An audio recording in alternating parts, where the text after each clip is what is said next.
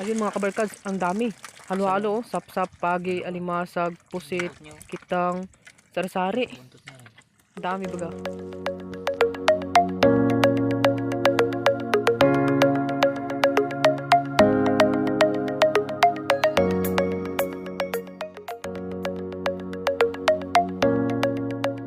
So, ayun mga kabarkads, nandito ako ngayon sa sa Baklad. Yung sinabi ko nakaraan sa unang video ko na i-video ko ito kapag nakapandaw na kami ng Baklad.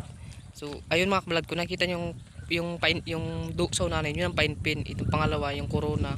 Pangatlo, ito yung liring. Bago dito sa tinatayuan ko, ito yung pabahay. Dito sisiginin yung isda. Dito siya mahuhuli kasi kapag malalim ang dagat, dito yan naiipon eh. Yung isda, pag bumagas sa painpin, papasok siya. Sabay dito siya pupunta sa pinakapabahay. Dito siya sisiginin.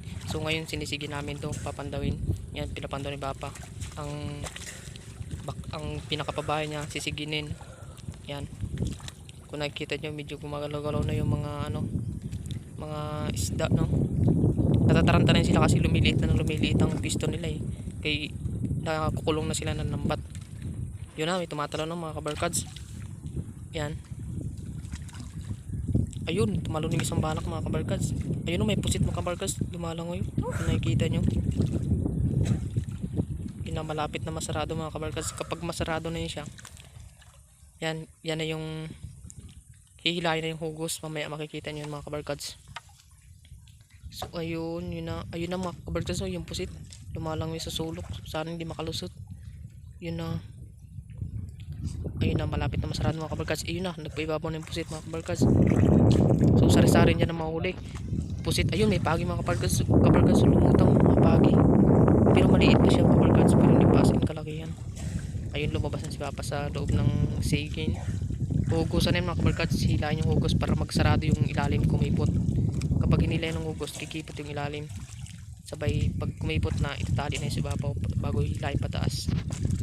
Nagkapalutang yung pagi kabarkads. So.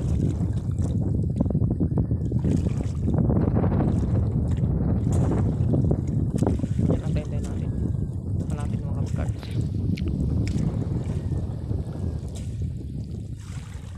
Lumulutang yung bagyo, wala nang madaanan. Yan na.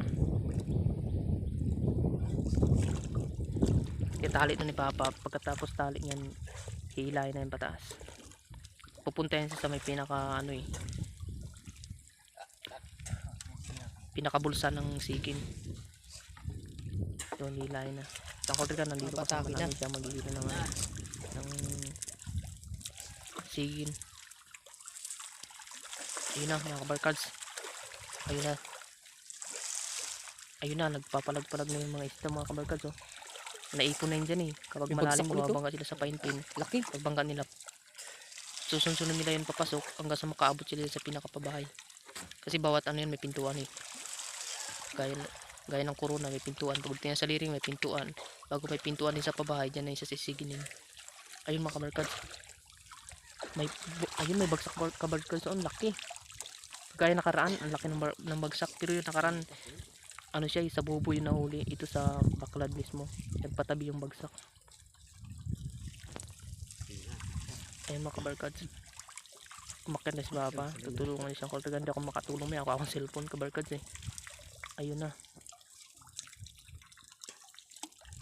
Medyo marami-rami kabarkads ha. Parang kumukulo-kulo na ata kanina. Nakita ko eh.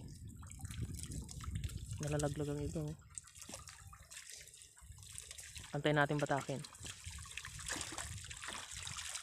Ayun mga kabarkads, kumukuloan sa tanggota. Ayun na.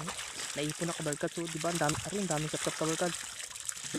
Ayun, ang daming sapsap. Kumukulo kabarkads. Ayun na. Ayun, lumalabas na yung gaway ng bagsak. Yung nababatakin na sa pataas kabarkads. Nagkakandalaglag na yung iba. Siguro may butas yung lambat. May nalalaglag na yung may nalalaglag na kailan. Kalusot, may butas ata. Yung kabarkads, naipon na yung sapsap. Sari-sari na. May talakito kabarkads. Ayun, nagkakandalaglagan na talaga yung sapsap. May butas siguro. Ang nadidiretso na sa kabarkads sa bangka. Yun na kabarkads. Lalagay na namin sa bangka. huli kabarkas. Mabuti naipon-ipon na. Pagitan kasi ng pandaw niya. Bago pandawin siya ngayon bago sa sunod na linggo na naman ang pandaw. Kaya medyo naiipon siya.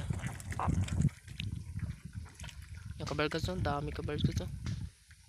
Sari-sari siya, halo-halo. May limasag, may